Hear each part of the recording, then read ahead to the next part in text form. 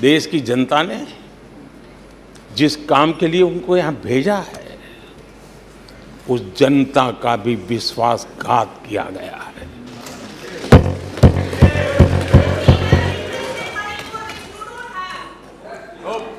विपक्ष के कुछ दलों के लिए उनके आचरण से, उनके व्यवहार से उन्होंने सिद्ध कर दिया है कि देश से ज्यादा उनके लिए दल है, देश से बड़ा दल है, देश से पहले प्राथमिकता दल है। मैं समझता हूं आपको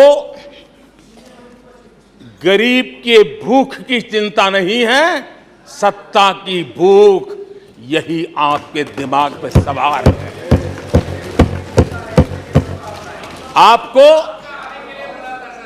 देश के युवाओं के भविष्य की परवाह नहीं है, आपको अपने राजनीतिक भविष्य की चिंता है।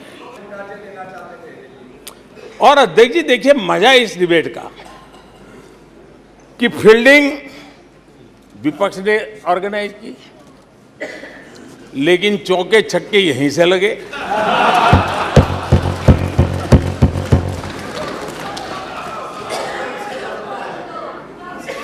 और विपक्ष नो कॉन्फिडेंस मोशन पे नो बॉल नो बॉल पर ही करता आगे चलता जा रहा है। इधर से सेंचुरी हो रही है, उधर से नो बॉल हो रहे हैं। अध्यक्ष जी, मैं हमारे विपक्ष के साथियों से यही कहूंगा कि आप तैयारी करके क्यों नहीं आते जी? थोड़ी मेहनत कीजिए।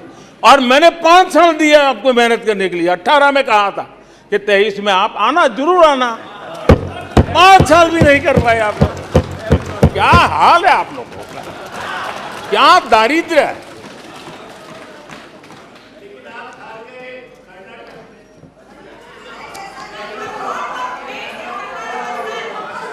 आदरणीय अध्यक्ष जी,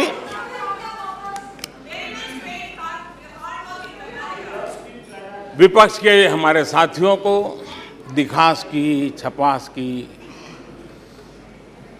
बहुत इच्छा रहती है, पर स्वाभाविक है। लेकिन आप ये मत भूलिए कि देश भी आपको देख रहा है, आपके एक एक शब्द को देश गौर से सुन रहा है। लेकिन हर बार देश को आपने निराशा के सिवाय कुछ नहीं दिया है। और विपक्ष के रवैये पर भी मैं कहूंगा, जिनके खुद के बही खाते बिगड़े हुए हैं, जिनके बही खाते खुद के बिगड़े हुए हैं, वो भी हमसे हमारा हिसाब लिए फिरते हैं। माननीय अध्यक्ष जी, इस अविश्वास प्रस्ताव में कुछ चीजें तो ऐसी विचित्र नजर आई जो न पहले कभी सुना है, न देखा है, न कभी कल्पना की है। सबसे बड़े विपक्षी दल के नेता को बोलने की सूची में नाम ही नहीं था। और पिछले उदाहरण देखिए आप, 1999 में वाजपेयी सरकार के खिलाफ अविश्वास प्रस्ताव आया। शरद पवार साहब उस समय नेतृत्व कर रहे थे, उन्होंने डिबेट का नेतृत्व किया। 2003 में अटल जी की सरकार थी, सोनिया जी विपक्ष की नेता थी, उन्होंने लीड ली, उन्होंने विस्तार से अविश्वास प्रस्ताव रखा। 2018 में खड़गे जी थे विपक्ष के नेता, उन्होंने प्रोमिनेंटली विषय को आगे बढ़ाया। लेकिन इस बार अधीर बाबू को क्या हाल हो गया, उनकी पार्टी ने उन्हें बोलने का मौका नहीं दिया। ये तो कल अमित भाई ने बहुत बहुत जिम्मेवारी के साथ कहा कि भाई अच्छा नहीं लग रहा है, और आपकी उदारता थी कि उनका समय समाप्त हो गया था तो भी आपने उनको आज मौका दिया। लेकिन गुड़ का गोबर कैसे करना उसमें ये माहिर है।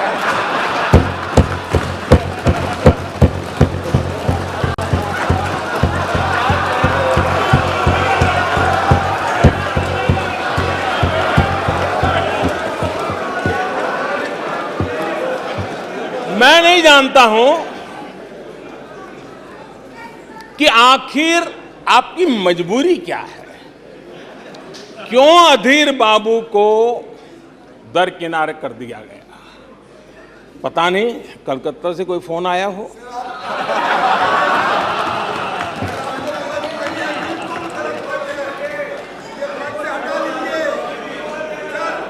और कांग्रेस बार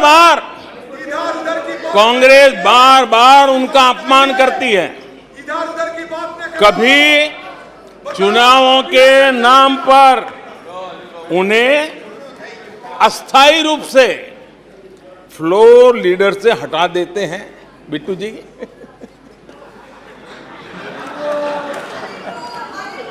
हम अधीर बाबू के प्रति अपनी पूरी संवेदना व्यक्त करते हैं।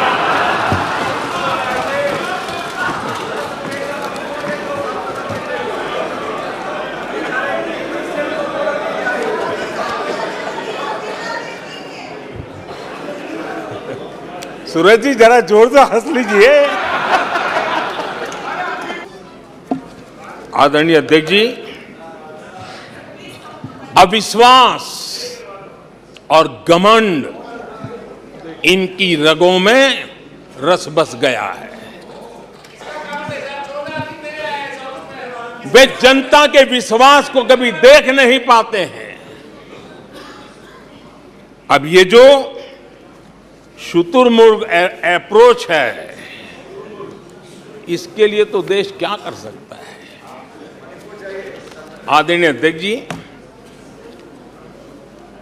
जो पुरानी सोच वाले लोग रहते हैं मैं उस सोच से सहमत नहीं हूं, लेकिन वो कहते हैं कि देखो भाई, जब कुछ शुभ होता है, कुछ मंगल होता है, घर में भी कोई अच्छा होता है, बच्चे भी कोई अच्छे कपड़े पहनता है, जरा साफ सुथरा होता है, तो काला टीका लगा देते हैं। आज देश का जो मंगल हो रहा है चारों तरफ, देश की जो चारों तरफ वाहवाही हो रही है, देश का जो जय जयकार हो रहा है, तो मैं आपका धन्यवाद करता हूं कि काले टीके के रूप में काले कपड़े में निकल के सदन में आकर के आपने इस मंगल को भी सुरक्षित करने का काम किया है।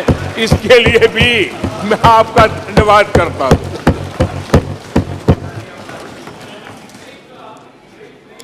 आदरणीय अध्यक्ष जी,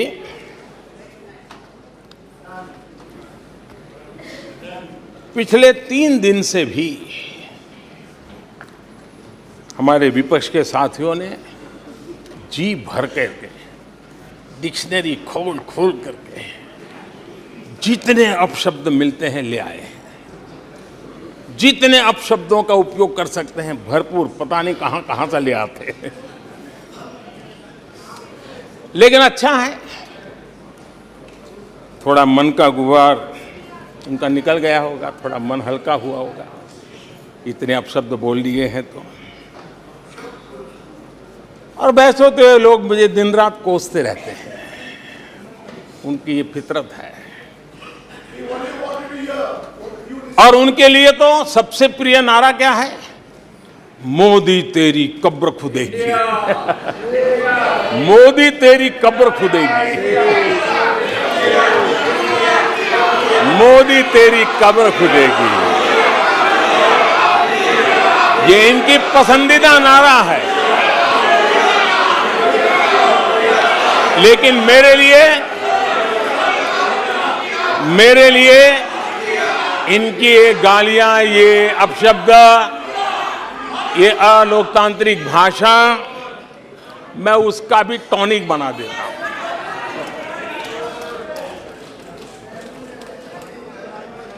और ये ऐसा क्यों करते हैं और ये क्यों होता है, आज मैं सदन में कुछ सीक्रेट बताना चाहता हूं।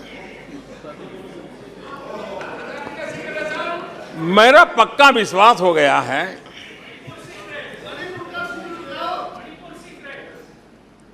कि विपक्ष के लोगों को एक सीक्रेट वरदान मिला हुआ है। हाँ,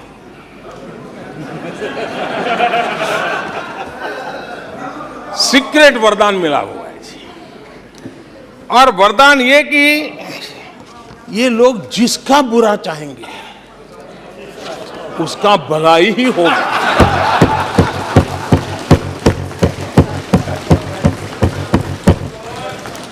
एक उदाहरण तो आप देखिए, मौजूद है।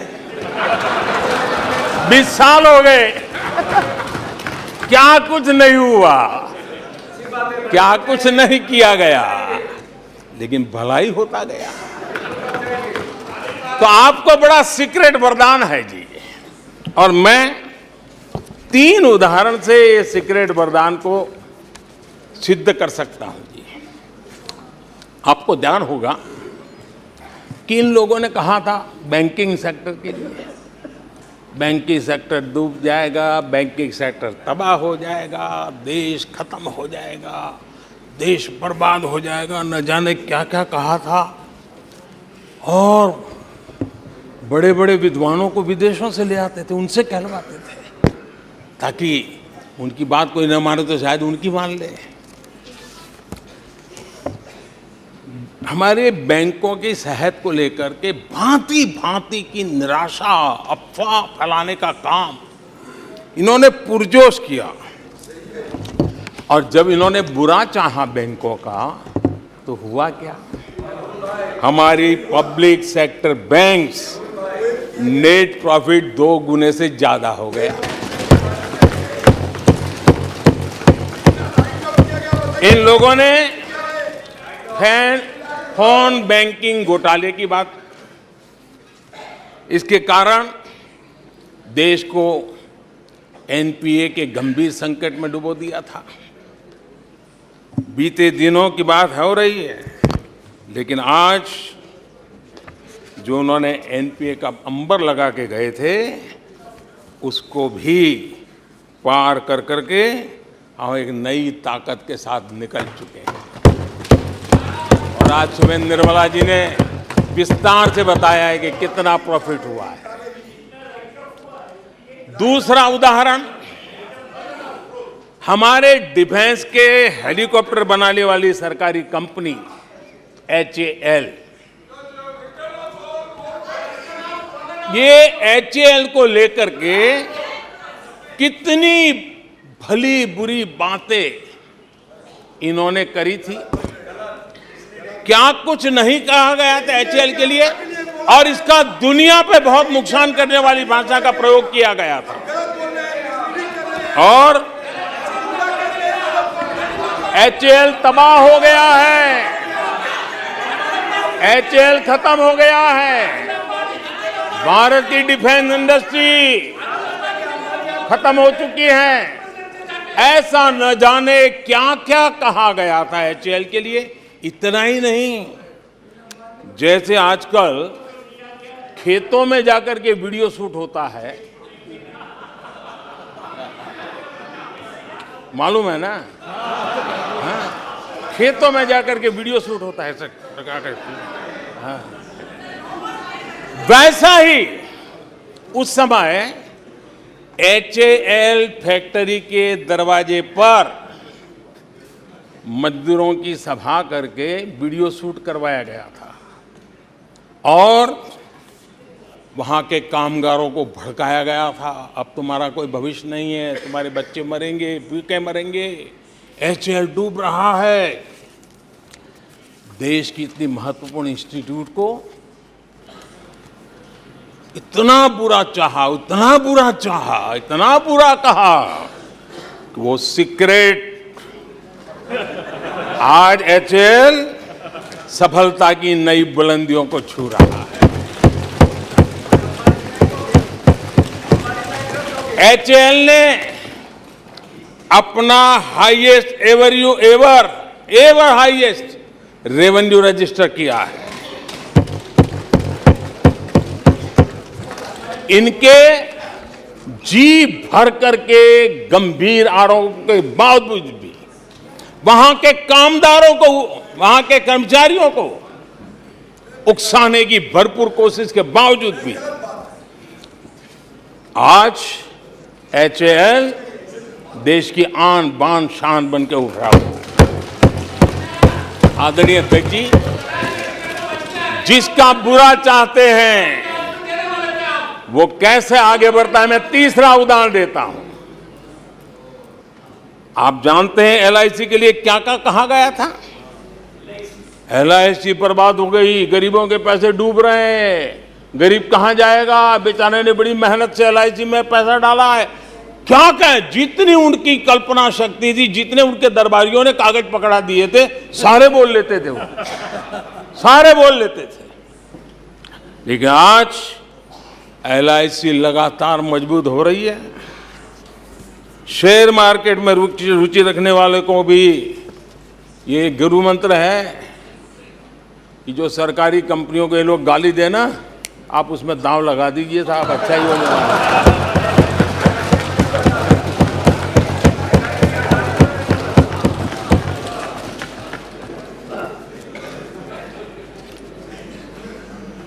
आदरणीय अध्यक्ष जी, ये लोग देश की जिन संस्थाओं की मृत्यु की घोषणा करते हैं, उन संस्थाओं का भाग्य चमक जाता है।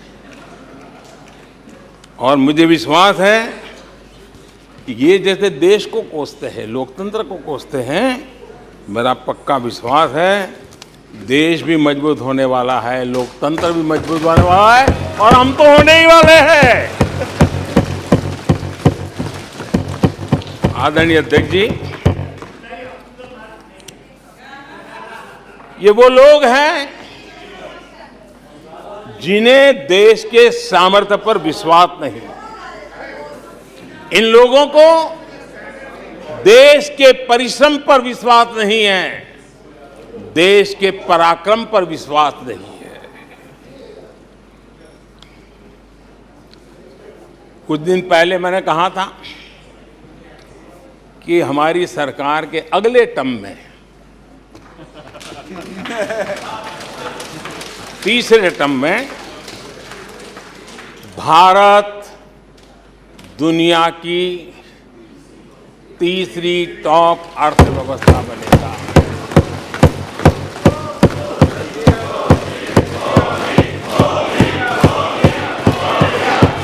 आदरणीय अध्यक्ष जी, आदरणीय अध्यक्ष जी, अब देश के भविष्य पर थोड़ा सा भी भरोसा होता जब हम ये क्लेम करते हैं कि हम आने वाले 5 साल में, नए तीसरे टर्म में, हम देश की इकोनॉमी को तीसरे पर लाएंगे। तो एक जिम्मेवार विपक्ष क्या करता? वो सवाल पूछता, अच्छा भाई बताओ, निर्मला जी बताओ कैसे करने वाले हो, अच्छा मोदी जी बताओ कैसे करने वाले हो, आपका रोड मैप बताओ। ऐसा करते। अब ये भी मुझे सिखाना पड़ रहा है। लेकिन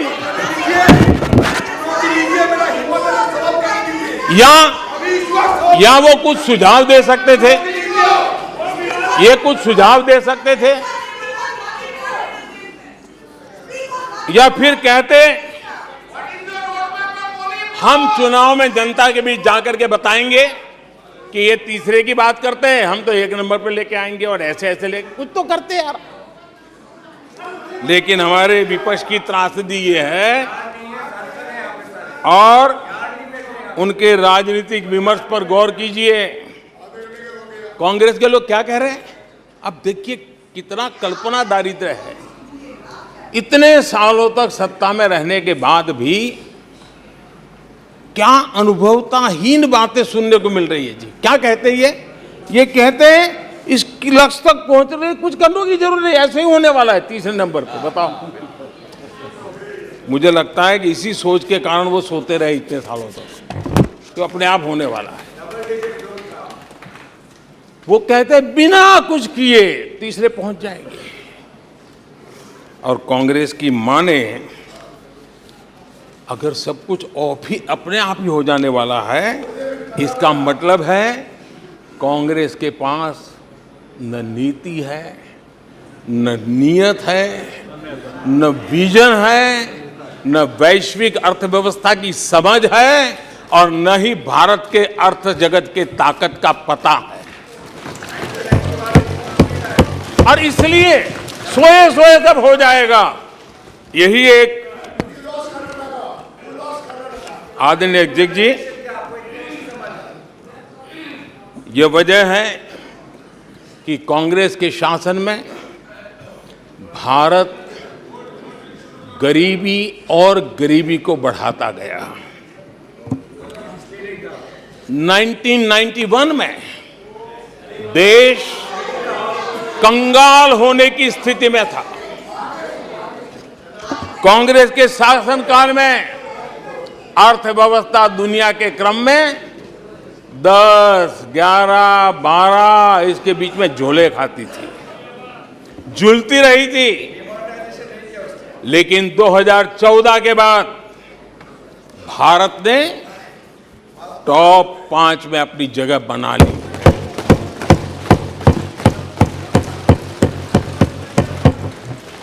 कांग्रेस के लोगों को लगता होगा कि ये कोई जादू से लकड़ी से हुआ है, लेकिन मैं आज सदन को बताना चाहता हूं माननीय अध्यक्ष, रिफॉर्म, परफॉर्म एंड ट्रांसफॉर्म एक निश्चित आयोजन, प्लानिंग और कठोर परिश्रम की पराकाष्ठा, और इसी की वजह से आज देश इस मुकाम पर पहुंचा है। और ये प्लानिंग और परिश्रम की निरंतरता बनी रहेगी। आवश्यकता अनुसार उसमें नए रिफॉर्म होंगे और परफॉर्मेंस के लिए पूरी तरह ताकत को लगाया जाएगा, और परिणाम ये होगी कि हम तीसरे नंबर पर पहुंच के रहेंगे। आदरणीय अध्यक्ष जी, देश का विश्वास मैं शब्दों में भी प्रकट करना चाहता हूं, और देश का विश्वास है कि 2028 में आप जब अविश्वास प्रस्ताव लेके आएंगे, तब ये देश पहले 3 में होगा। ये देश का विश्वास है।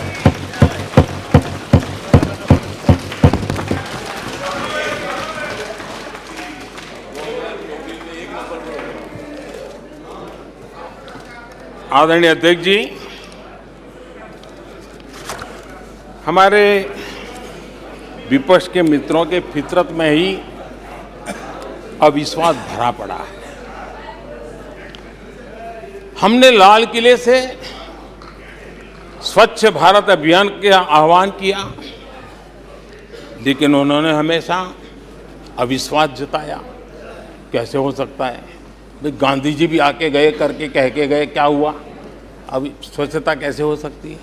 अविश्वास से भरी हुई इनकी सोच है। हमने माँ बेटी को खुले में शौच से मुक्त करने के लिए, उस मजबूरी से मुक्त होने के लिए शौचालय जैसी जरूरत पे जोर दिया।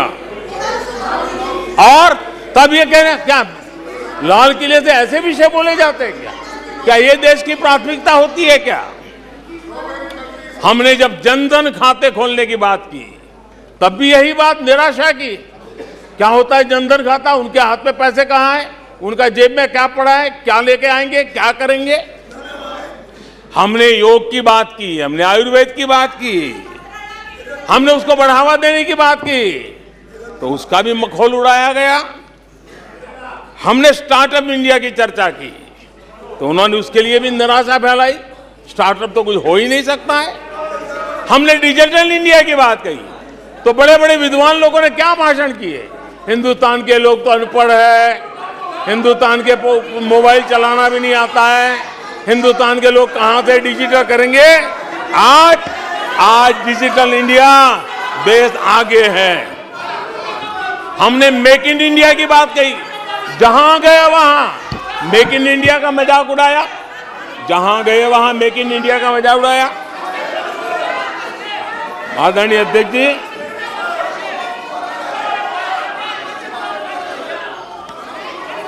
कांग्रेस पार्टी और उनके दोस्तों का इतिहास रहा है कि उन्हें भारत पर, भारत के सामर्थ्य पर कभी भी भरोसा नहीं रहा है। भाषण पूरा नहीं हुआ, आदरणीय अध्यक्ष जी, हाँ। और ये विश्वास किस पर करते थे? मैं जरा आज सदन को याद दिलाना चाहता हूं।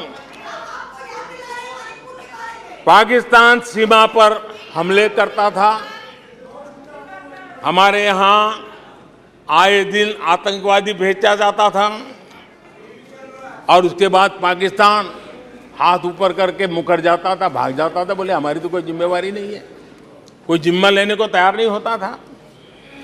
और इनका पाकिस्तान से ऐसा प्रेम था कि वो तुरंत पाकिस्तान की बातों पर विश्वास कर लेते थे।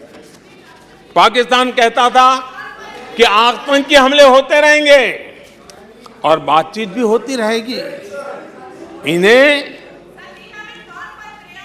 यहां तक कहते भाई पाकिस्तान कह रहा है तो सही कहता होगा, ये इनकी सोच रही है। कश्मीर आतंकवाद की आग में दिन रात सुलग रहा था, जलता था, लेकिन कांग्रेस सरकार का काम कश्मीर के आम नागरिकों पर विश्वास नहीं था। वे विश्वास करते थे हुर्रियत पर, वे विश्वास करते थे अलगवादियों के पर, वे विश्वास उन लोगों पर करते थे जो पाकिस्तान का झंडा लेकर के चलते थे। भारत ने आतंकवाद पर सर्जिकल स्ट्राइक किया, भारत ने एयर स्ट्राइक किया। इनको भारत की सेना पर भरोसा नहीं था, उनको दुश्मन के दावों पर भरोसा था। ये इनकी प्रवृत्ति थी। अध्यक्ष महोदय, आज दुनिया में कोई भी भारत के लिए अपशब्द बोलता है तो इन्हें उस पर तुरंत विश्वास हो जाता है, तुरंत उसको कैच कर लेते हैं। ऐसा मैग्नेटिक पावर है कि भारत खिलाफ हर चीजें वो तुरंत पकड़ लेते हैं।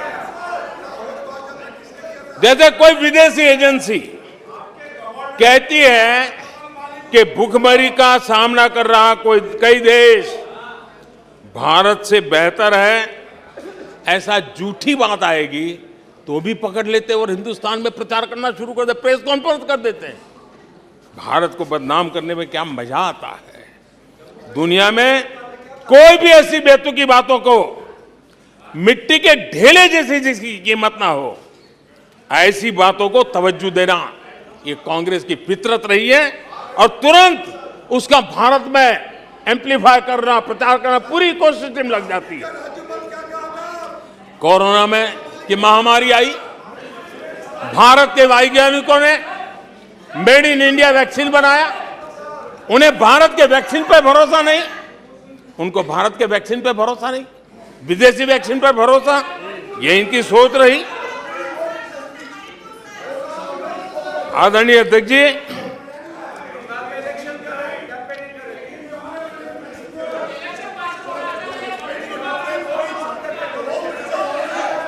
देश के कोटि कोटि नागरिकों ने भारत के वैक्सीन पर विश्वास जताया। इनको भारत के सामर्थ्य पर विश्वास नहीं है, इनको भारत के लोगों पर विश्वास नहीं है। लेकिन इस सदन को मैं बताना चाहता हूं, इस देश का भी, भारत के लोगों का कांग्रेस के प्रति नो कॉन्फिडेंस का भाव बहुत गहरा है। कांग्रेस के प्रति नो कॉन्फिडेंस का भाव बहुत गहरा है भारत के लोगों में। कांग्रेस अपने घमंड से इतनी चूर हो गई है, इतनी भर गई है कि उसको जमीन दिखाई तक देती नहीं है। आदरणीय अध्यक्ष जी, देश के कई हिस्सों में कांग्रेस को जीत दर्ज करने में अनेक दशक लग गए हैं। तमिलनाडु में कांग्रेस की आखिरी बार 1962 में जीत हुई थी। 61 वर्षों से तमिलनाडु के लोग कह रहे हैं कांग्रेस नो कॉन्फिडेंस। तमिलनाडु के लोग कह रहे हैं कांग्रेस। पश्चिम बंगाल में उन्हें आखिरी बार जीत 1972 में मिली थी। पश्चिम बंगाल के लोग 51 सालों से कह रहे हैं कांग्रेस कांग्रेस। उत्तर प्रदेश और बिहार और गुजरात कांग्रेस आखिरी 1985 में जीती थी। पिछले 38 वर्षों से वहां के लोगों ने कांग्रेस को कहा है, वहां के लोगों ने कांग्रेस को कहा है। त्रिपुरा में उन्हें आखिरी बार 1988 में जीत मिली थी। 35 वर्षों से त्रिपुरा के लोग कांग्रेस को कह रहे हैं कांग्रेस कांग्रेस। ओडिशा में कांग्रेस को आखिरी बार 1995 में जीत नसीब हुई थी। यानी ओडिशा में भी 28 वर्षों से कांग्रेस को एक ही जवाब दे रहा है। उड़ीसा कह रहा है नो कॉन्फिडेंस कांग्रेस। माननीय प्रधानमंत्री जी, नागालैंड में प्लीज सभा की अनुमति हो तो सभा की कार्रवाई इस विषय की समाप्ति तक बढ़ाई जाती है। माननीय सदस्यगण, मैंने पहले भी आग्रह किया था कि नारेबाजी नहीं करेंगे और आप सबने सहमति दी थी। नारेबाजी नहीं करेंगे, न इधर से करेंगे न उधर से करेंगे, नहीं करेंगे दोनों तरफ से नारेबाजी। नो, इधर से भी नहीं करेंगे उधर से भी नारेबाजी। प्लीज, आपने खुद ने व्यवस्था दी थी, नारेबाजी नहीं करेंगे सदन में, नहीं करने किधर से भी नहीं करेंगे। माननीय प्रधानमंत्री जी,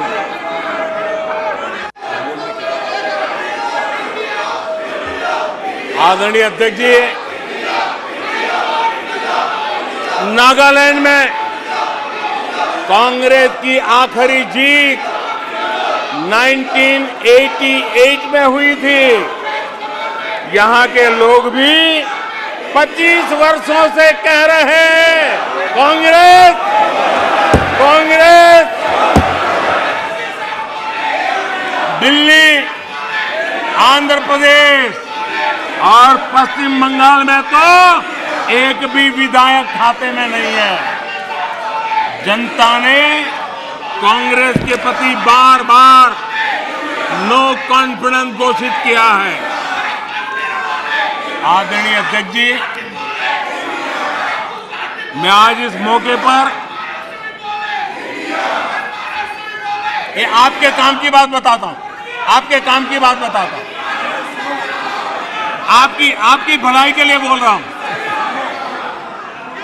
आपकी भलाई के लिए बोल रहा हूं।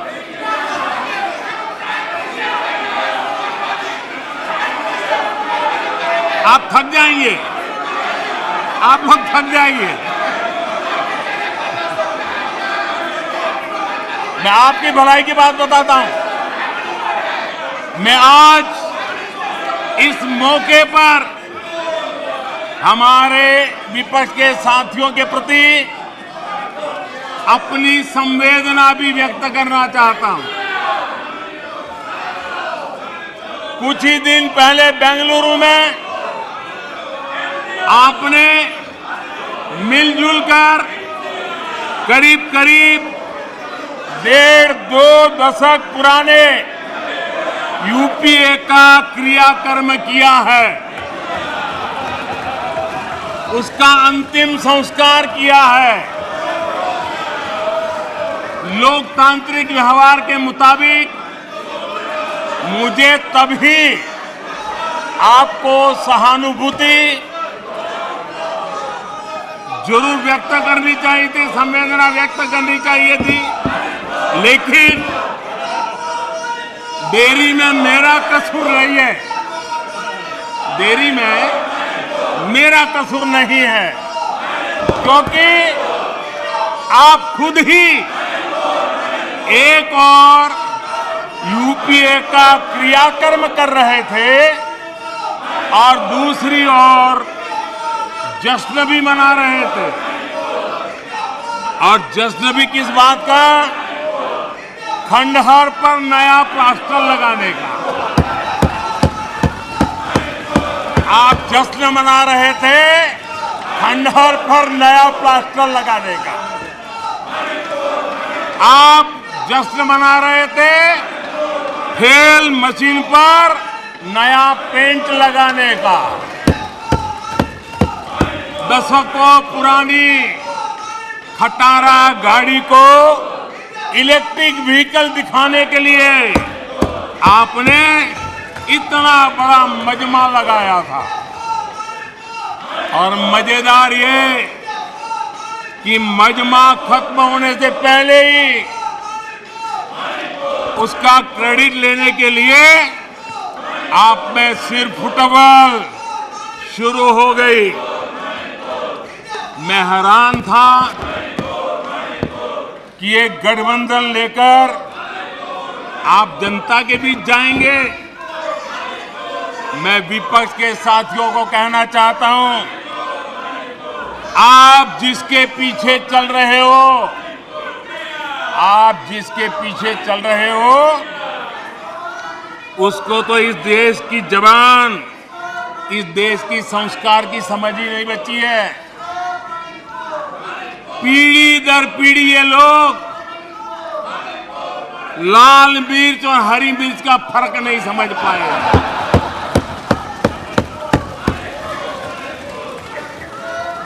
लेकिन आप में से कई साथियों को मैं जानता हूं।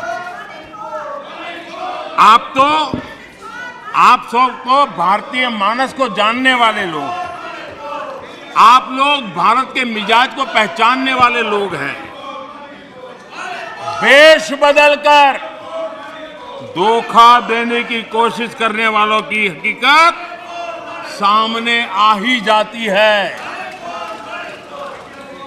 जिन्हें सिर्फ नाम का सहारा है, जिन्हें सिर्फ नाम का सहारा है, उन्हीं के लिए कहा गया है, दूर युद्ध से भागते, दूर युद्ध से भागते, नाम रखा रणधीर। दूर युद्ध से भागते, नाम रखा रणधीर। भाग्य चंद की आज तक, भाग्य चंद की आज तक सोई है तकदीर। भाग्य चंद की आज तक सोई है तकदीर। आदरणीय अध्यक्ष जी, इनकी मुसीबत ऐसी है कि खुद को जिंदा रखने के लिए, खुद को जिंदा रखने के लिए इनको एनडीए का ही सहारा लेना पड़ा है। खुद को जिंदा रखने के लिए इन्हें एनडीए का ही सहारा लेना पड़ा है। लेकिन आदत के मुताबिक घमंड का जो आई है ना, आई वो उनको छोड़ता नहीं है। और इसलिए एनडीए में 2 आई पिरो दिए, 2 घमंड के आई पिरो दिए। पहला आई 26 दलों का घमंड और दूसरा आई एक परिवार का घमंड। एनडीए भी चुरा लिया कुछ बचने के लिए और इंडिया के भी टुकड़े कर दिए। I dot, N dot, D dot, I dot. आदरणीय अध्यक्ष जी,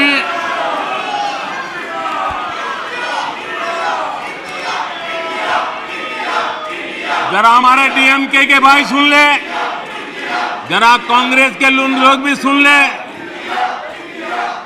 अध्यक्ष महोदय, यूपीए को लगता है कि देश के नाम का इस्तेमाल करके अपनी विश्वसनीयता बढ़ाई जा सकती है, लेकिन कांग्रेस के सहयोगी दल, कांग्रेस के अटूट साथी तमिलनाडु सरकार में एक मंत्री 2 दिन पहले ही ये कहा है, तमिलनाडु सरकार के एक मंत्री ने कहा है इंडिया उनके लिए कोई मायने नहीं रखता, इंडिया उनके लिए कोई मायने नहीं रखता। उनके मुताबिक तमिलनाडु तो भारत में है ही नहीं।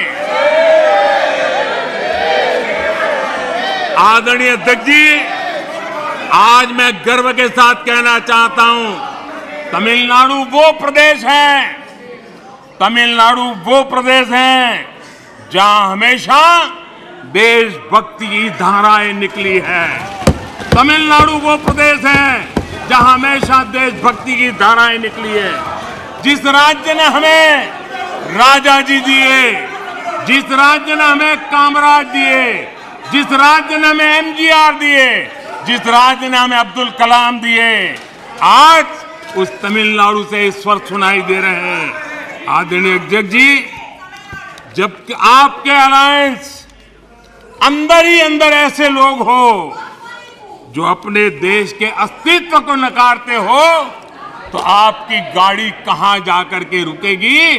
जरा आत्मचिंतन करने का मौका मिले और आत्मा बचाओ तो जरूर करिएगा।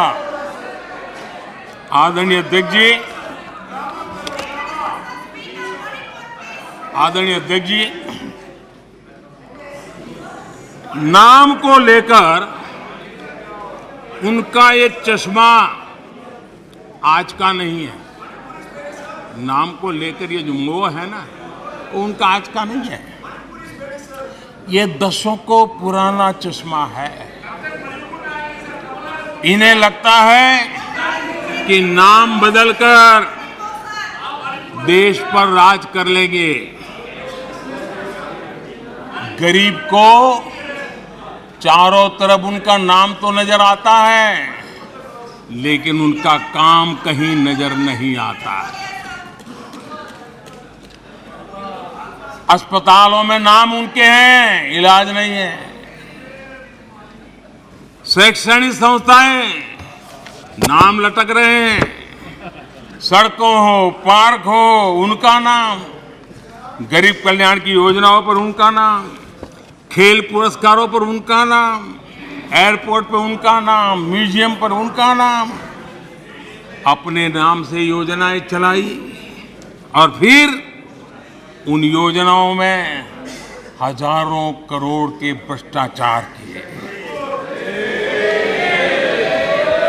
समाज के अंतिम छोर पर खड़ा व्यक्ति काम होते देखना चाहता था, लेकिन उसे मिला क्या? सिर्फ परिवार का नाम। अध्यक्ष महोदय, कांग्रेस की पहचान से जुड़ी कोई चीज उनकी अपनी नहीं है। कोई चीज उनकी अपनी नहीं। चुनाव चिन्ह से लेकर विचारों तक सब कुछ कांग्रेस अपना होने का दावा करती है, वो किसी और से लिया हुआ है।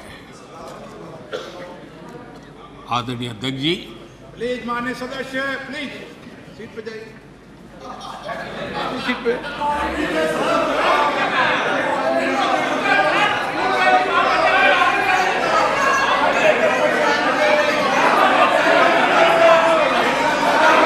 अपनी कमियों को ढकने के लिए चुनाव चिन्ह और विचारों को भी चुरा लिया। फिर भी जो बदलाव हुए हैं उसमें पार्टी का घमंड ही दिखता है। ये भी दिखता है कि 2014 से वो किस तरह डिनायल के मोड में है। पार्टी के संस्थापक कौन? एओ ह्यूम एक विदेशी थे जिन्होंने पार्टी बनाई। आप जानते हैं 1920 में भारत के स्वतंत्रता संग्राम को एक नई ऊर्जा मिली। 1920 में एक नया ध्वज मिला और देश ने उस ध्वज को अपना लिया। तो रातों रात कांग्रेस ने उस ध्वज की ताकत देख करके उसे भी छीन लिया और प्रतीक को देखा कि ये गाड़ी चलाने के लिए ठीक रहेगा। 1920 से खेल चल रहा है और उनको लगा कि तिरंगा झंडा देखेंगे तो लोग देखेंगे उनकी बात हो रही है। ये उन्होंने खेल किया। वोटरों को बुलाने के लिए गांधी नाम भी हर बार वो भी चुरा लिया। कांग्रेस के चुनाव चिन्ह देखिए, 2 बैल, गाय बछड़ा और फिर हाथ का पंजा। ये सारे उनके कारनामे उनकी हर प्रकार की मनोवृत्ति का प्रतिबिंब करता है, उसको प्रकट करते हैं और ये साफ दिखाता है कि सब कुछ एक परिवार के हाथों में सब केंद्रित हो चुका है।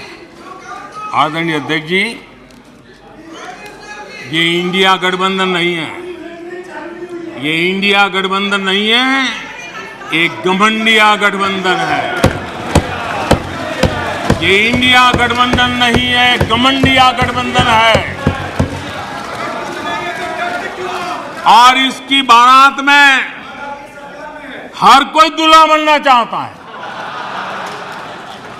सबको प्रधानमंत्री बनना है।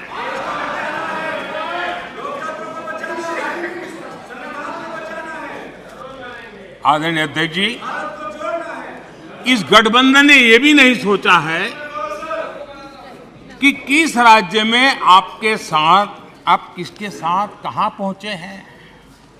पश्चिम बंगाल में आप टीएमसी और कम्युनिस्ट पार्टी के खिलाफ है और दिल्ली में एक साथ है। और अधीर बाबू 1991 पश्चिम बंगाल विधानसभा का चुनाव इन्हीं कम्युनिस्ट पार्टी ने अधीर बाबू साथ क्या व्यवहार किया था वो आज भी इतिहास में दर्ज है। खैर 1991 की बात तो पुरानी है। पिछले साल केरला के वायनाड में जिन लोगों ने कांग्रेस के कार्यालय में तोड़फोड़ की, ये लोग उनके साथ दोस्ती करके बैठे हैं। बाहर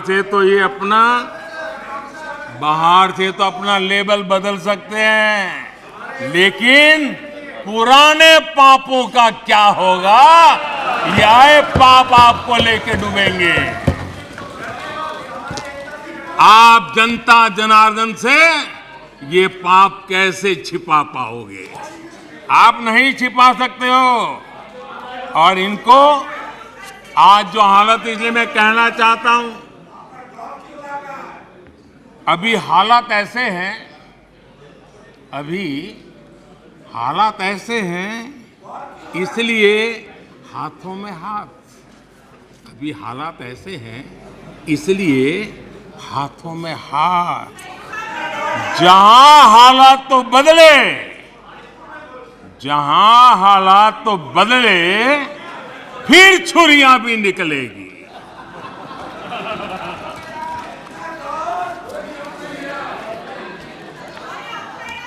आदरणीय अध्यक्ष जी,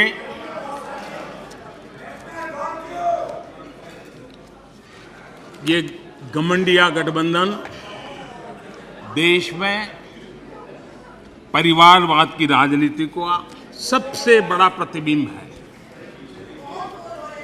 देश के स्वाधीनता सेनानियों ने, हमारे संविधान निर्माताओं ने हमेशा परिवारवादी राजनीति का विरोध किया था। महात्मा गांधी, सरदार वल्लभ भाई पटेल, बाबा साहब आम्बेडकर, डॉक्टर राजेंद्र प्रसाद, मौलाना आजाद, गोपीनाथ बोरदोली, लोकनायक जयप्रकाश, डॉक्टर लोहिया, आप जितने भी नाम देखेंगे, सबने परिवारवाद की खुलकर आलोचना की है। क्योंकि परिवारवाद का नुकसान देश के सामान्य नागरिक को उठाना पड़ता है। परिवारवाद सामान्य नागरिक के, उसके हकों, उसके अधिकारों से वंचित है।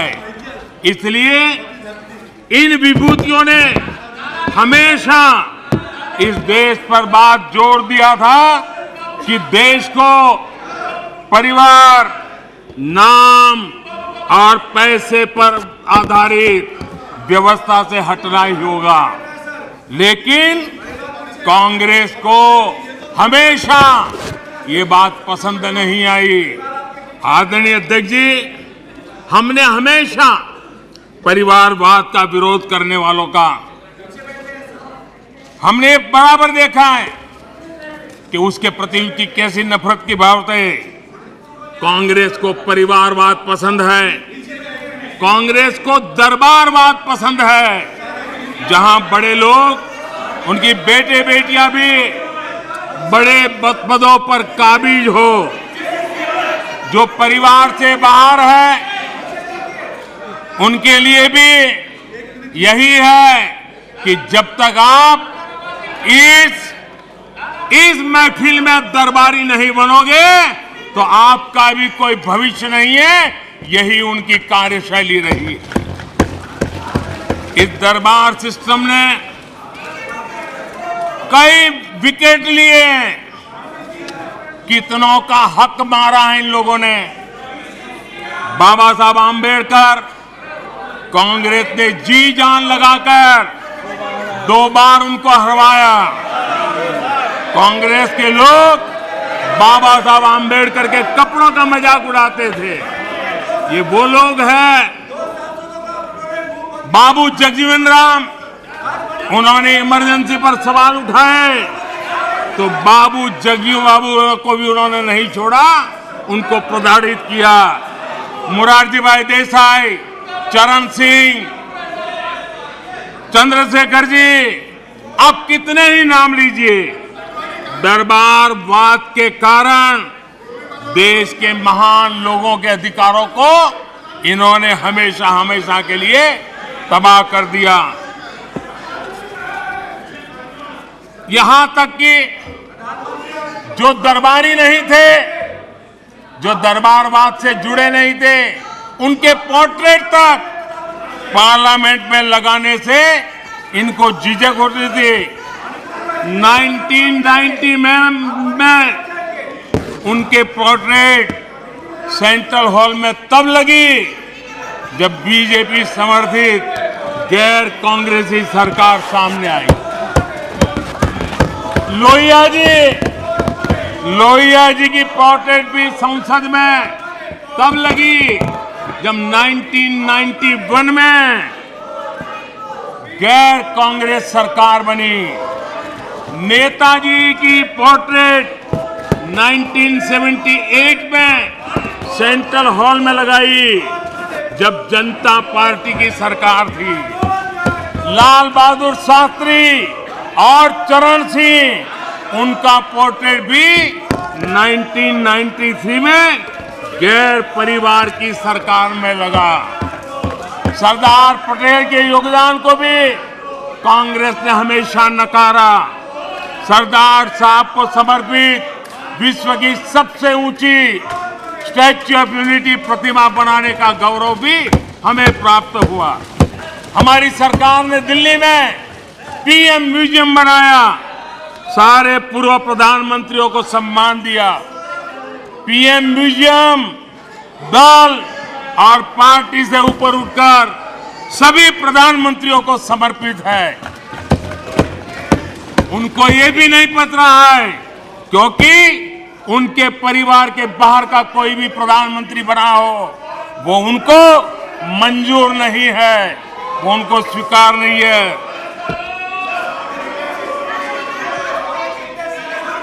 आदरणीय अध्यक्ष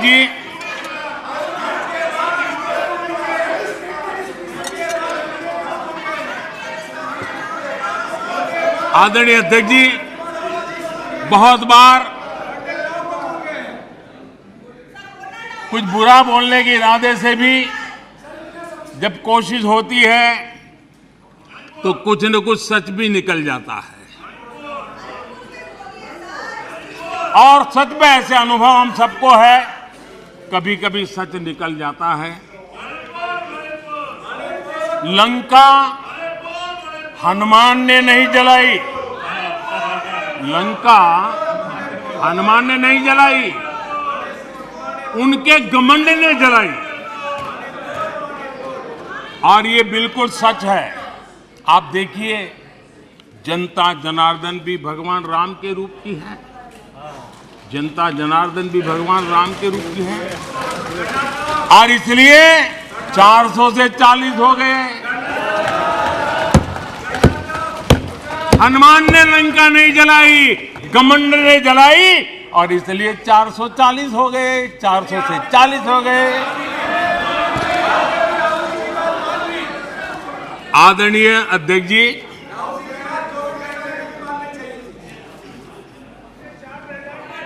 सच्चाई तो ये है, देश की जनता ने 2-2 बार 30 साल के बाद पूर्ण बहुमत की सरकार चुनी, लेकिन गरीब का बेटा यहां कैसे बैठा?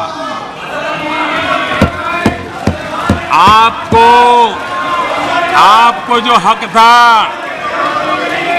आप अपनी पारिवारिक पीढ़ी मानते थे, वो यहां कैसे बैठ गया? ये चुभन अभी भी आपको परेशान कर रही है, आपको सोने नहीं देती है, और देश की जनता भी आपको सोने नहीं देगी, 2024 में भी सोने नहीं देगी। आदरणीय अध्यक्ष जी, कभी इनके जन्मदिन पर हवाई जहाज में केक काटे जाते थे, कभी इनके जन्मदिन पर हवाई जहाज में केक काटे जाते थे। आज उस हवाई जहाज में गरीब के लिए वैक्सीन जाता है, ये फर्क है। आदरणीय अध्यक्ष जी, एक जमाना था, कभी ड्राई क्लीन के लिए कपड़े हवाई जहाज से आते थे, आज गरीब हवाई चप्पल वाला हवाई जहाज में उड़ रहा है। आदरणीय अध्यक्ष जी, कभी छुट्टी मनाने के लिए, मौज मस्ती करने के लिए नौसेना के युद्धपोत मंगवा लेते थे, नौसेना की युद्धपोत मंगवा लेते थे मौज मस्ती के लिए। आज उसी नौसेना के जहाज दूर देशों में फंसे भारतीयों को अपने घर लाने के लिए, गरीबों को अपने घर लाने के लिए उपयोग में आते हैं। आदरणीय अध्यक्ष जी, जो लोग आचार व्यवहार चाल चरित्र से राजा बन गए हो, आधुनिक राजा के रूप में ही जिनका दिमाग काम करता हो, उन्हें गरीब का बेटा यहां होने से परेशानी होनी है। आखिर ये नामदार लोग हैं और ये कामदार लोग हैं। आदरणीय अध्यक्ष जी, कुछ बातें बहुत ही समय पर मुझे कहने का अवसर मिलता है। बहुत सी बातें ऐसी होती है, इत्तेफाक देखिए, ये कोई मैं तो तय करके बैठता नहीं हूं, लेकिन इत्तेफाक देखिए कल यहां दिल से बात करने की बात भी कही गई थी। उनके दिमाग के हाल को तो देश लंबे समय से जानता है, लेकिन अब उनके दिल का भी पता चल गया। और अध्यक्ष जी, इनका मोदी प्रेम तो इतना जबरदस्त है जी, 24 घंटे सपने में भी उनको मोदी आता है। मोदी अगर भाषण करते समय बीच में पानी पिए तो ये कहते हैं, अगर पानी भी पिया तो ये सीना तान के कहते, देखिए मोदी को पानी पिला दिया। अगर मैं गर्मी में कड़ी धूप में भी जनता जनार्दन के दर्शन के लिए चल पड़ता हूं, कभी पसीना पोंछता हूं, तो कहते हैं देखिए मोदी को पसीना ला दिया। देखिए इनका जीने का सहारा देखिए। एक गीत की पंक्ति है, डूबने वाले को तिनके का सहारा ही बहुत, डूबने वाले को तिनके का सहारा ही बहुत, दिल बहल जाए फकत इतना इशारा ही बहुत, इतने पर भी आसमां वाला गिरा दे बिजलियां, इतने पर भी आसमां वाला गिरा दे बिजलियां, कोई बतला दे जरा ये डूबता फिर क्या करे। आदरणीय अध्यक्ष जी, मैं कांग्रेस की मुसीबत समझता हूं।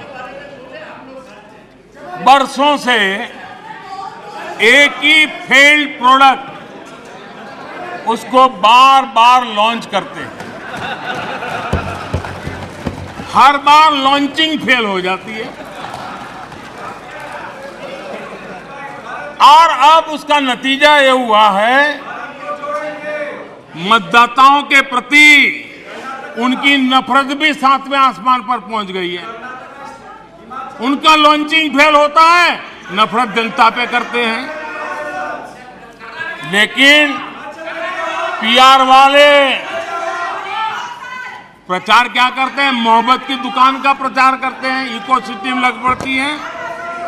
इसलिए देश की जनता भी कह रही है, ये है लूट की दुकान, ये है लूट की दुकान, झूठ का बाजार, ये है लूट की दुकान, झूठ का बाजार। इसमें नफरत है, घोटाले हैं, तुष्टीकरण है, मन काले हैं, परिवारवाद की आग के दशकों से देश हवाले है।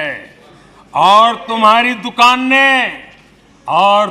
दुकान ने इमरजेंसी बेची है, बंटवारा बेचा है, सिखों पर अत्याचार बेचा है, झूठ कितना सारा बेचा है, इतिहास बेचा है, उरी के सच के प्रमाण बेचा है।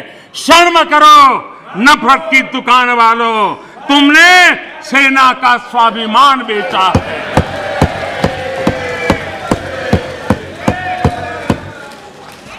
आदरणीय अध्यक्ष जी, हम तो यहां बैठे हुए काफी लोग गांव गरीब वाली पृष्ठभूमि से हैं। यहां सदन में बड़ी संख्या में लोग गांव और छोटे कस्बों से आते हैं और गांव का कोई व्यक्ति विदेश जाए, सालों तक वो उसके गीत गाता रहता है। एक आध बार भी कभी विदेश जाए, देख करके आया हो, सालों तक बताता रहता है कि मैं ये देख के आया, मैं ये देख के आया, मैंने ये सुना, मैंने ये मुझे देखा। स्वाभाविक है, गांव का व्यक्ति जितने बेचारे ने दिल्ली मुंबई भी न देखा हो और अमेरिका जाके आ जाए, यूरोप जाके आ जाए, तो वो वर्णन करता रहता है। जिन लोगों ने कभी गमले में मूली नहीं उगाई, जिन लोगों ने कभी गमले में मूली नहीं उगाई, वो खेतों को देखकर हैरान होने ही होने हैं।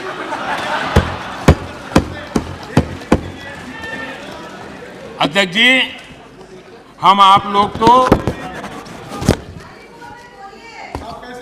जो कभी जमीन पर उतरे ही नहीं, जिन्होंने हमेशा गाड़ी का शीशा डाउन करके दूसरों की गरीबी देखी है, उन्हें सब हैरान करने वाला लग रहा है।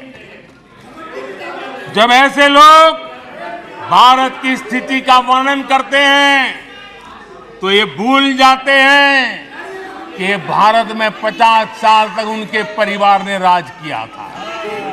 एक प्रकार से जब भारत के इस रूप का वर्णन करते हैं तब वो अपने पूर्वजों की विफलताओं का जिक्र करते हैं। ये इतिहास गवाह है।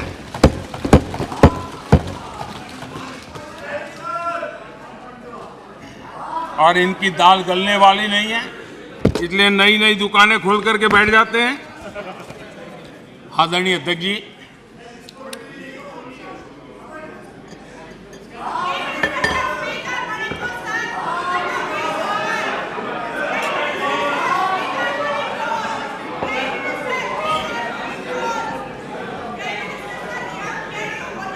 आदरणीय अध्यक्ष जी, इन लोगों को पता है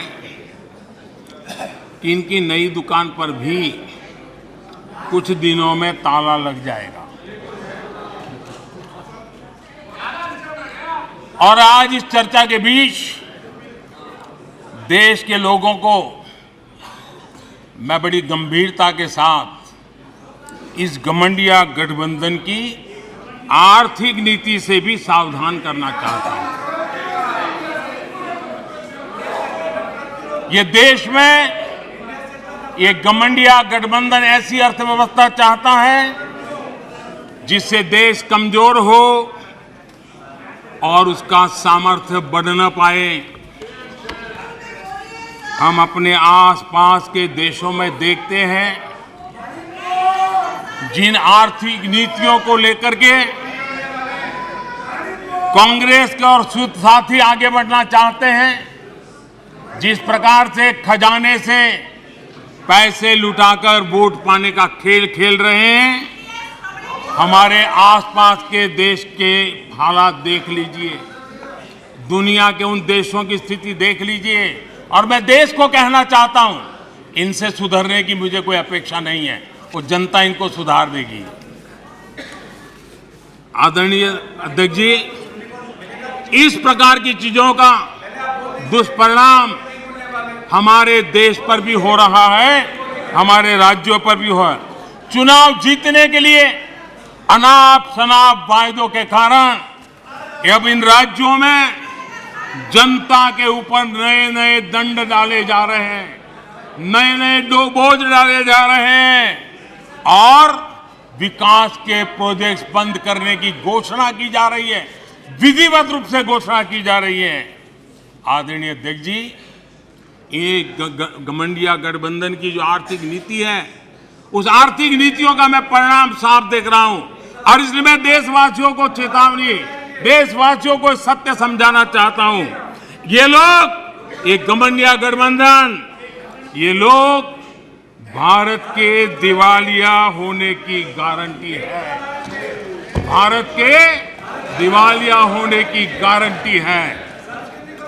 ये इकोनॉमी को डुबाने की, ये इकोनॉमी को डुबाने की, ये डबल डिजिट महंगाई की, ये डबल डिजिट महंगाई की, ये पॉलिसी पैरालिसिस की, ये पॉलिसी पैरालिसिस की, ये अस्थिरता की, ये अस्थिरता की, ये करप्शन की, ये करप्शन की, ये तुष्टीकरण की, ये तुष्टीकरण की, ये परिवारवाद की, ये परिवारवाद की, ये भारी बेरोजगारी की, ये भारी बेरोजगारी की, ये आतंक और हिंसा की, ये आतंक और हिंसा की, ये भारत को 2 शताब्दी पीछे पहुंचाने की गारंटी है। आदरणीय अध्यक्ष जी, ये कभी भारत को टॉप 3 अर्थव्यवस्था बनाने की गारंटी नहीं दे सकते। ये मोदी देश को गारंटी देता है कि मेरे तीसरे कार्यकाल में मैं हिंदुस्तान को टॉप 3 की पोजीशन में लाके रहूंगा। ये मेरा देश को गारंटी है। ये कभी भी देश को विकसित बनाने का सोच भी नहीं सकते हैं। उस दिशा में ये लोग कुछ कर भी नहीं सकते हैं।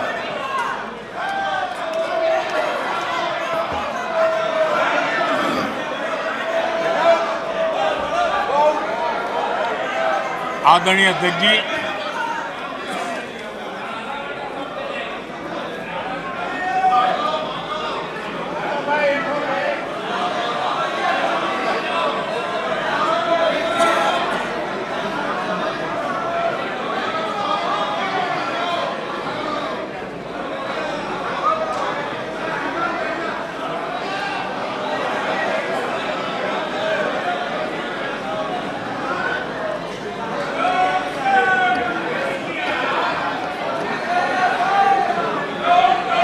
आदरणीय लोकतंत्र में जिनका भरोसा नहीं होता है वो सुनाने के लिए तो तैयार होते हैं, लेकिन सुनने का धैर्य नहीं होता है।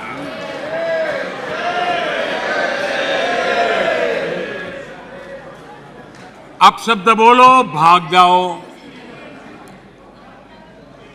कूड़ा कचरा फेंको, भाग जाओ, झूठ फैलाओ, भाग जाओ। यही जिनका खेल है। ये देश इनसे अपेक्षा ज्यादा नहीं कर सकता है।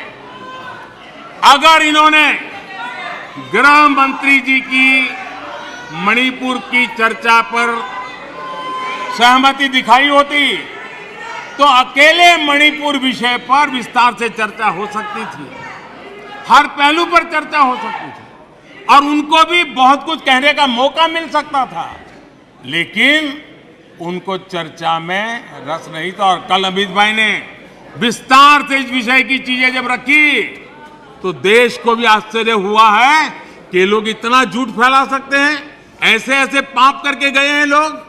और उन्होंने आज जब अविश्वास का प्रस्ताव लाए और अविश्वास में सारे विषय पर वो बोले तो ट्रेजरी बेंच का भी दायित्व बनता है कि देश के विश्वास को प्रकट करें, देश के विश्वास को नई ताकत दें, देश के प्रति अविश्वास करने वालों के लिए करारा जवाब दें। ये हमारा भी दायित्व बनता है। हमने कहा था अकेले मणिपुर के लिए आओ, चर्चा करो। गृह मंत्री जी ने चिट्ठी लिख करके कहा था, उनके विभाग से जुड़ा विषय था, लेकिन साहस नहीं था, इरादा नहीं था और पेट में पाप था, दर्द पेट में हो रहा था और फोड़ रहे थे सर। इसका ये परिणाम था। आदरणीय अध्यक्ष जी, मणिपुर की स्थिति पर देश के गृह मंत्री श्रीमान अमित शाह ने कल 2 घंटे तक विस्तार से और बड़े धैर्य से, रत्ती भर भी राजनीति के बिना सारे विषय को विस्तार से समझाया, सरकार की और देश की चिंता को प्रकट किया और उसमें देश की जनता को जागरूक करने का भी प्रयास था। उसमें इस पूरे सदन की तरफ से एक विश्वास का संदेश मणिपुर को पहुंचाने का इरादा था। उसमें जन सामान्य को शिक्षित करने का भी प्रयास था। एक नेक ईमानदारी से देश की भलाई के लिए और मणिपुर की समस्या के लिए रास्ते खोजना एक प्रयास था, लेकिन सिवाय राजनीति कुछ करना नहीं है। इसलिए इन्होंने यही खेल किए, यही स्थिति किया।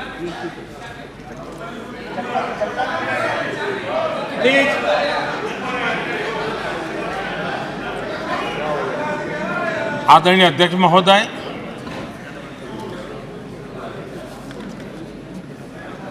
कल वैसे विस्तार से अमित भाई ने बताया है। मणिपुर में अदालत का एक फैसला आया। अब अदालतों में क्या हो रहा है वो हम जानते हैं। अब उसके पक्ष विपक्ष में जो परिस्थितियां बनी, हिंसा का दौर शुरू हो गया और उसमें बहुत परिवारों को मुश्किल हुई। अनेकों ने अपने स्वजन भी खोए। महिलाओं के साथ गंभीर अपराध हुआ और ये अपराध अक्षम्य है और दोषियों को कड़ी से कड़ी सजा दिलवाने के लिए केंद्र सरकार, राज्य सरकार मिलकर के भरपूर प्रयास कर रही है। और मैं देश के सभी नागरिकों को आश्वस्त करना चाहता हूं कि जिस प्रकार से प्रयास चल रहे हैं, निकट भविष्य में शांति का सूरज जरूर उगेगा। मणिपुर फिर एक बार नए आत्मविश्वास के साथ आगे बढ़ेगा। मैं मणिपुर के लोगों से भी आग्रहपूर्वक कहना चाहता हूं, वहां की माताओं, बहनों, बेटियों से कहना चाहता हूं, देश आपके साथ है, ये सदन आपके साथ है। हम सब मिलकर के, कोई यहां हो या ना हो, हम सब मिलकर के इस चुनौती का समाधान निकालेंगे। वहां फिर से शांति की स्थापना होगी। मैं मणिपुर के लोगों को विश्वास दिलाता हूं कि मणिपुर फिर विकास की राह पर तेज गति से आगे बढ़े। उसमें कोई प्रयासों में कोर कसर नहीं रहेगी। आदरणीय अध्यक्ष महोदय, यहाँ सदन में मां भारती के बारे में जो कहा गया है, उसने हर भारतीय की भावना को गहरी ठेस पहुंचाई।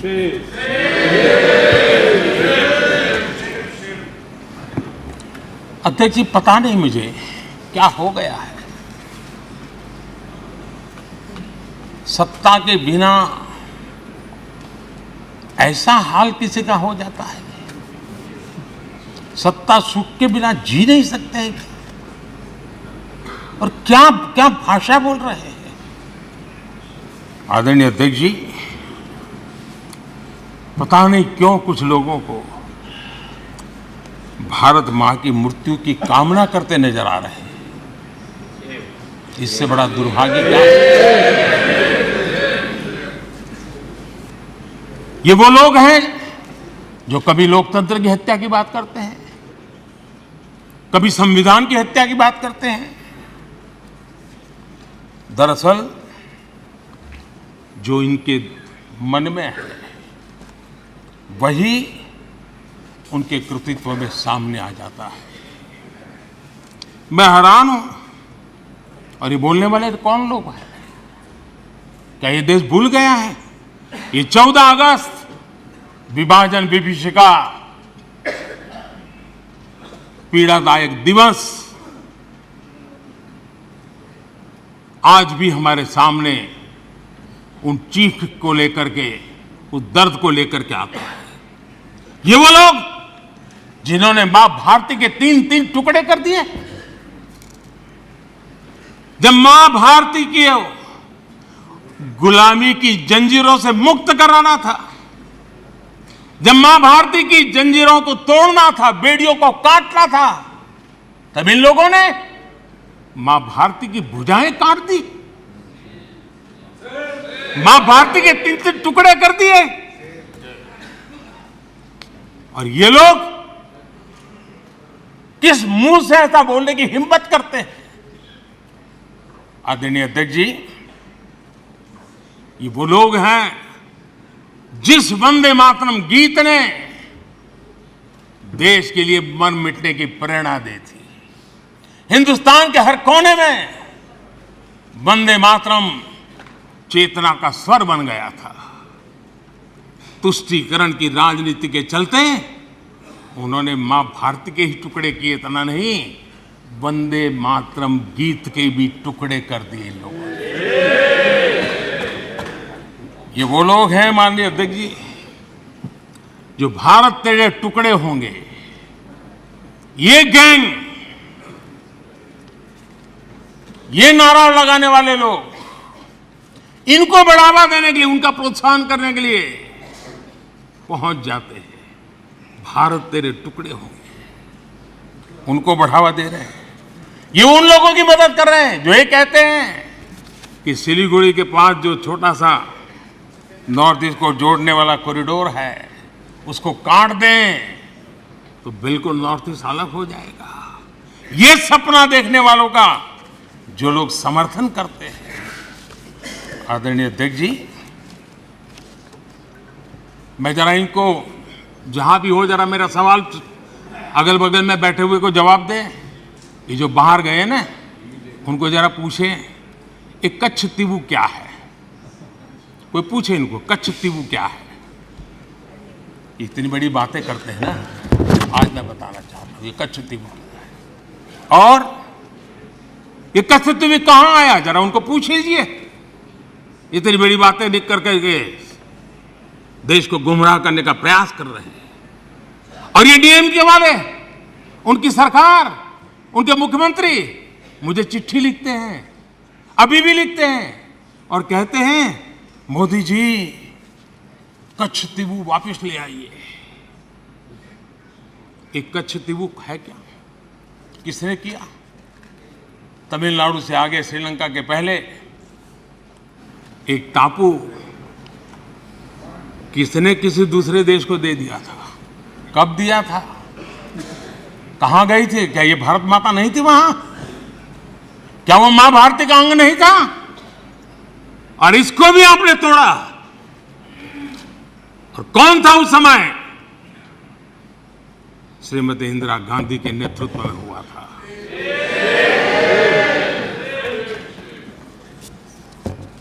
कांग्रेस का इतिहास मां भारती को छिन्न भिन्न करने का रहा है। आदरणीय अध्यक्ष जी,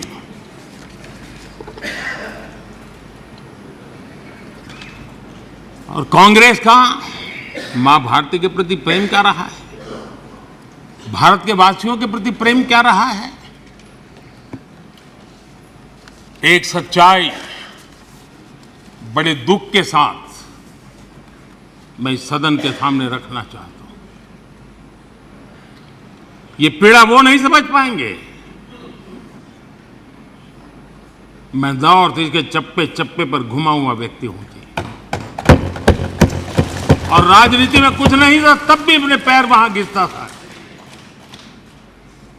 मेरा एक इमोशनल अटैचमेंट है उस क्षेत्र के प्रति, इनको अंदाज नहीं है। माननीय अध्यक्ष जी, मैं 3 प्रसंग आपके सामने रखना चाहता हूं सदन के सामने, और बड़े दर्द के साथ कहना चाहता हूं, देशवासी भी सुन रहे हैं।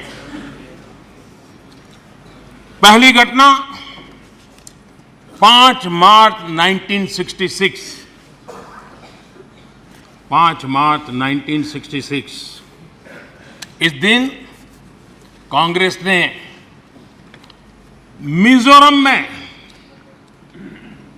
असहाय नागरिकों पर अपनी वायुसेना के माध्यम से हमला करवाया था।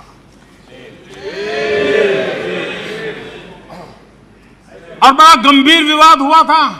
कांग्रेस वाले जवाब दे, क्या वो किसी दूसरे देश की वायुसेना थी क्या? क्या मिजोरम के लोग मेरे देश के नागरिक नहीं थे क्या? क्या उनकी सुरक्षा ये भारत सरकार की जिम्मेवारी थी कि नहीं थी? 5 मार्च 1966 वायुसेना से हमला करवाया गया, निर्दोष नागरिकों पर हमला करवाया गया। और माननीय अध्यक्ष जी, आज भी मिजोरम में 5 मार्च को आज भी पूरा मिजोरम शोक मनाता है। उस दर्द को मिजोरम भूल नहीं पा रहा है। कभी इन्होंने मरहम लगाने की कोशिश नहीं की है, घाव भरने का प्रयास तक नहीं किया है, कभी उनको इसका दुख नहीं हुआ है। और कांग्रेस ने इस सच को देश के सामने छिपाया है। दोस्तों, ये सत्य देश से उन्होंने छिपाया है कि अपने ही देश में वायुसेना से हमला करवाना। कौन था उस समय? इंदिरा गांधी। अकाल तख्त पर हमला हुआ है तो अभी भी हमारी स्मृति में है। उनको मिजोरम में उसके पहले ही आदत लग गई थी, और इसलिए अकाल तख्त पर हमला करने तक वो पहुंचे थे, मेरे ही देश में। और यहां हमें उपदेश दे रहे हैं।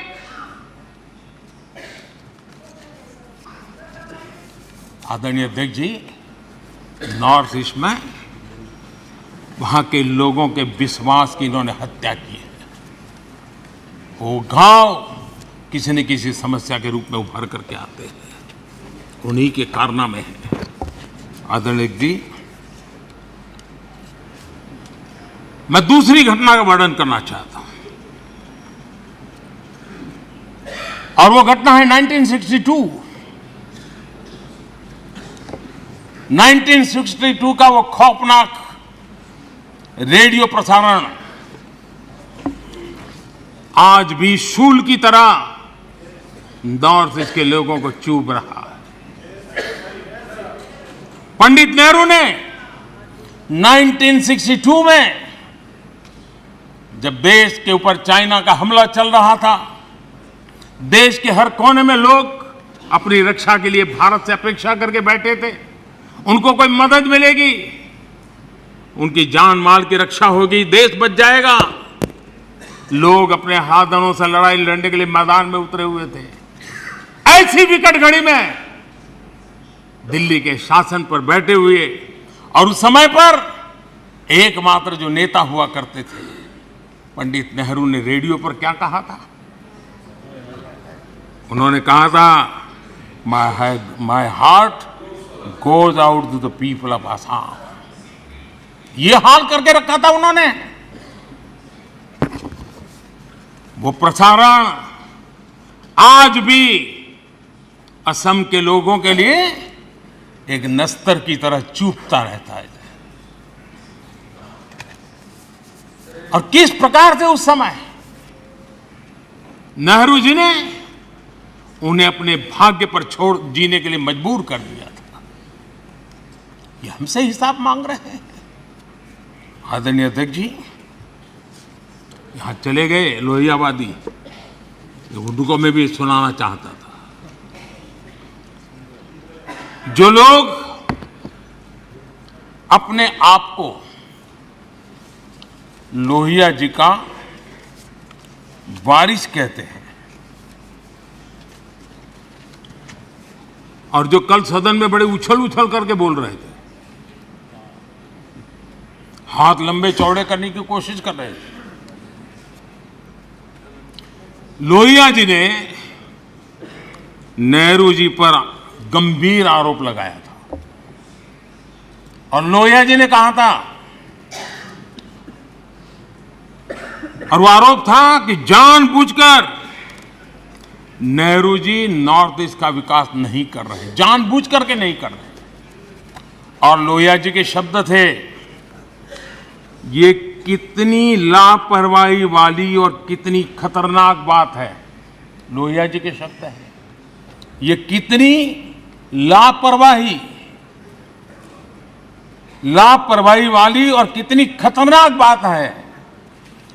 30,000 स्क्वायर मील से बड़े क्षेत्र को एक कोल्ड स्टोरेज में बंद करके उसे हर तरह के विकास से वंचित कर दिया गया है। ये लोहिया जी ने नेहरू पर आरोप लगाया था कि नॉर्थ ईस्ट के लिए तुम्हारा रवैया क्या है। ये कहा था, नॉर्थ ईस्ट के लोगों के हृदय को, उनकी भावनाओं को आपने कभी समझने की कोशिश नहीं की है। मेरे मंत्रिपरिषद के 400 मंत्री रात्रि निवास करके, और अकेले स्टेट हेडक्वार्टर पर नहीं, डिस्ट्रिक्ट के हेडक्वार्टर, और मैं स्वयं 50 बार गया। ये आंकड़ा नहीं है सिर्फ,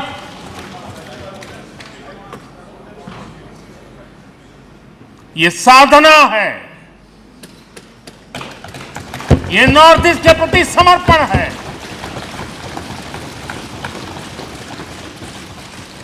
आदरणीय, और कांग्रेस का हर कामकाज राजनीति और चुनाव और सरकार के आसपास ही घूमता रहता है।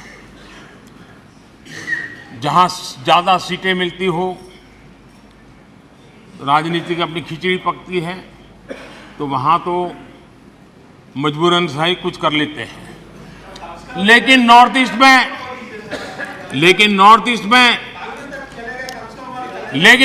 में देश सुन रहा है। नॉर्थ ईस्ट में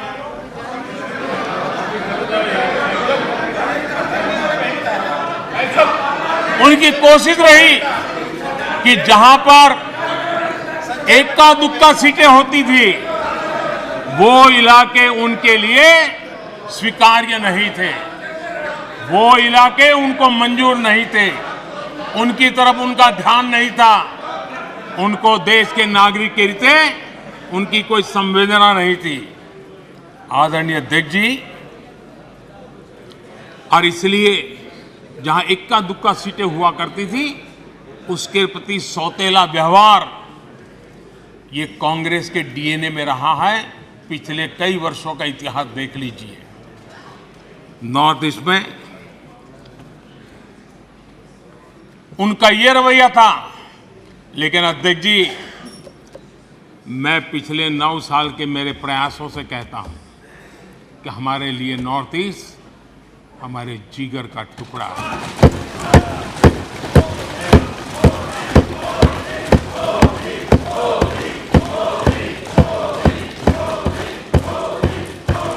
आज मणिपुर की समस्याओं को ऐसे प्रस्तुत किए जा रहा है जैसे बीते कुछ समय में ही वहां ये परिस्थिति पैदा हुई है। कल अमित भाई ने विस्तार से बताया है समस्या क्या है, कैसे हुआ है। लेकिन मैं आज बड़ी गंभीरता से कहना चाहता हूं, नॉर्थ ईस्ट की इन समस्याओं की कोई जननी है तो जननी एकमात्र कांग्रेस है। नॉर्थ ईस्ट के लोग इसके लिए जिम्मेवार नहीं हैं, इनकी ये राजनीति जिम्मेवार है।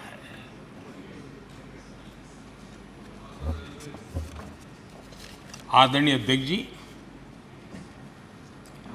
भारतीय संस्कारों से ओत-प्रोत मणिपुर, भाव भक्ति की समृद्ध विरासत वाला मणिपुर, स्वतंत्रता संग्राम और आजाद हिंद फौज, अनगिनत बलिदान देने वाला मणिपुर,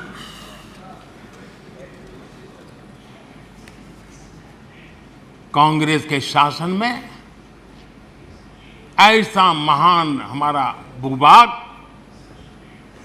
अलगाव की आग में बलि चढ़ गया था। आखिर क्यों?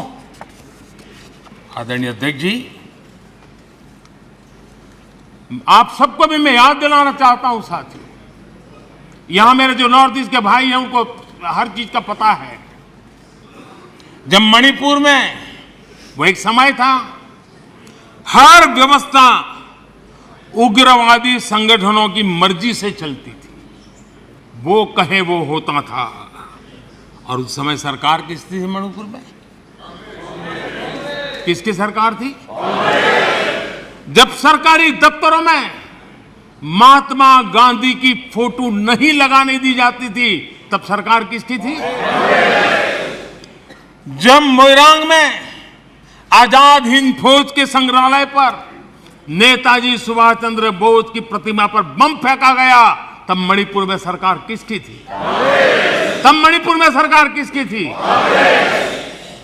आदरणीय अध्यक्ष जी, जब मणिपुर में स्कूलों में राष्ट्रगान नहीं होने देंगे, ये निर्णय किए जाते थे, तब मणिपुर में सरकार किसकी थी? जब एक अभियान चला था, अभियान चला करके लाइब्रेरी में रखी गई किताबों को जलाने का, ये देश का अमूल्य ज्ञान की विरासत को जलाते समय सरकार किसकी थी? जब मणिपुर में मंदिर की घंटी शाम को 4 बजे बंद हो जाती थी, ताले लग जाते थे, पूजा अर्चन करना बड़ा मुश्किल हो जाता था, सेना का पहरा लगाना पड़ता था, तब मणिपुर में सरकार किसकी थी? आदरणीय अध्यक्ष जी, जब इम्फाल के इस्कॉन मंदिर पर बम फेंककर श्रद्धालुओं की जान ले ली गई थी, तब मणिपुर में सरकार किसकी थी? जब अफसर, हाल देखिए, आईएएस आईपीएस अफसर, उनको अगर वहां पर काम करना है तो उनके तनख्वाह का एक हिस्सा उनको इन उग्रवादी लोगों को देना पड़ता था, तब जाकर के वो रह पाते थे, तब सरकार किसकी थी? आदरणीय अध्यक्ष जी, इनकी पीड़ा सिलेक्टिव है,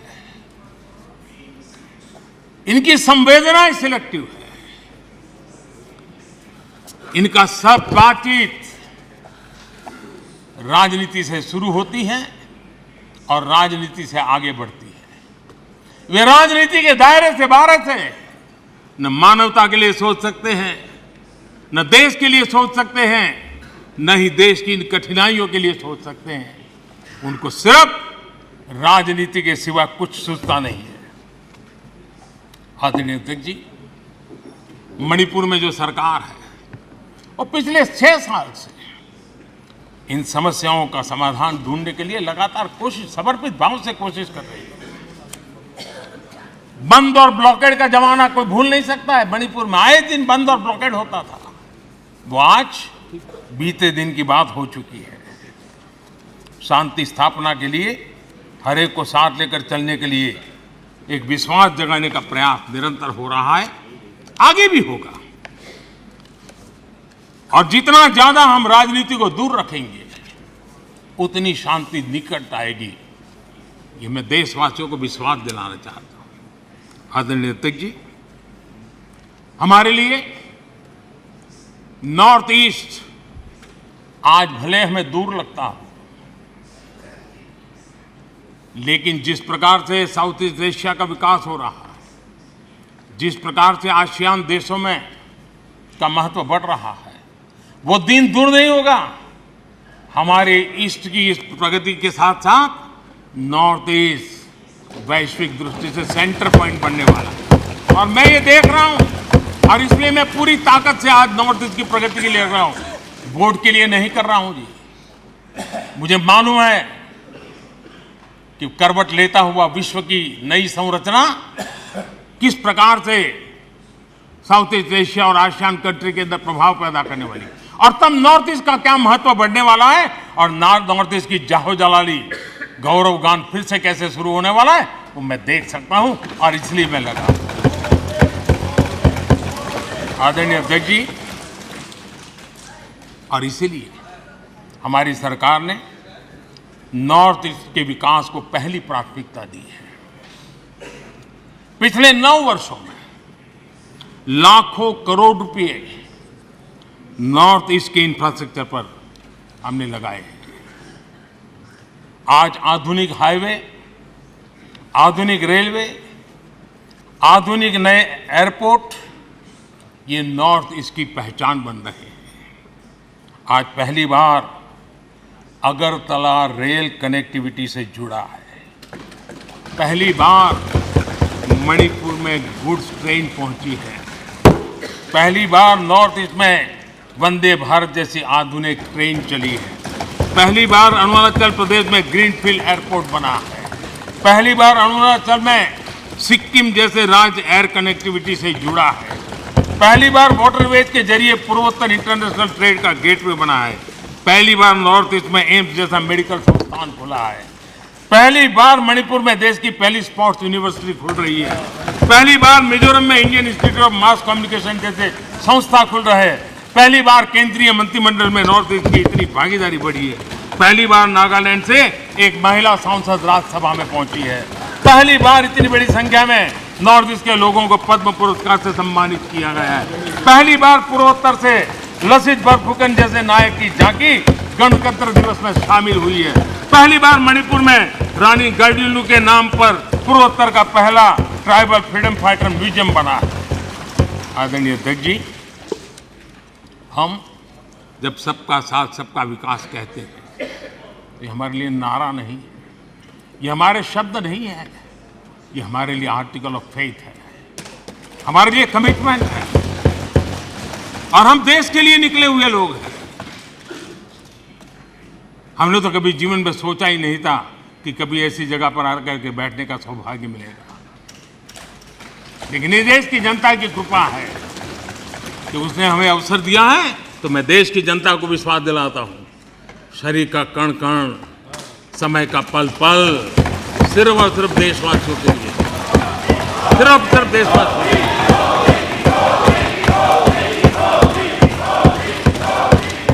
आदरणीय अध्यक्ष जी, मैं अपने विपक्ष के साथियों की एक बात के लिए आज तारीफ करना चाहता हूं,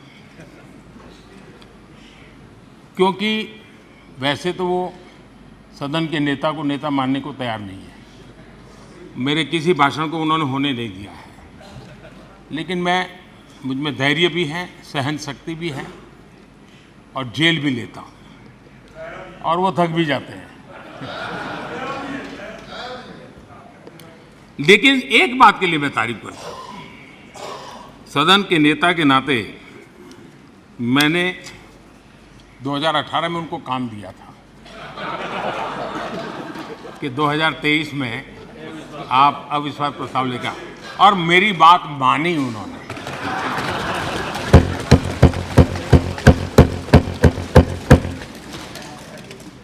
लेकिन मुझे दुख इस बात का है कि 18 के बाद 23 में 5 साल मिले थे, थोड़ा अच्छा करते, अच्छे ढंग से करते, लेकिन तैयारी बिल्कुल नहीं थी, कोई इनोवेशन नहीं था, कोई क्रिएटिविटी नहीं थी, न मुद्दे खोज पा रहे थे। पता नहीं, ये देश को इन्होंने बहुत निराश किया है राष्ट्र। चलिए कोई बात नहीं, 2028 में हम फिर से मौका देंगे। लेकिन मैं इस बार उनसे आग्रह करता हूं कि जब 28 में आप अविश्वास प्रस्ताव लेकर के आए हमारी सरकार के खिलाफ, थोड़ी तैयारी करके आइए, कुछ मुद्दे ढूंढ करके आइए। ऐसे क्या घिसी पिटी बातें लेकर के घूमते रहते हो? और देश की जनता को थोड़ा विश्वास इतना मेरे से कि चलो भाई आप विपक्ष के भी योग्य हो, इतना तो करो। आपने वो योग्यता भी खो दी है।